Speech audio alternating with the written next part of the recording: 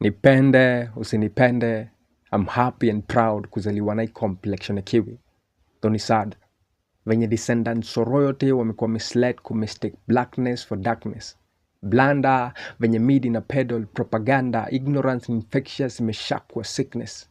So kwa moments za weakness, mi invoke spirit ya Kamiredo kupitia maandishi ya Ngugi wa Thiong'o na Ngugi wa Mire. Ndo njikumbusha utamu wa lugha mama kwa mdomo. Nonto beto ipatikire kwa nkombo inde no kombo tombone na ikyo gitumi nkarankiri kana ya murojo mugambo jo ante muromone hata baada ya mwalimu wa lugha shule kunisaidia kuanguka huo mtihani. Hiyo ni kabla sheng ile toko mizani na wenyeji mashinani kitusiwa na miti kuangusha mbegu mashairi yakaanza kumea mashambani. So saa hii nasikiza uko fulani kwa nasari nikiota hizi seedlings kaishaka kama wazazi tuko all over the world. Kila mtaa niko na siblings.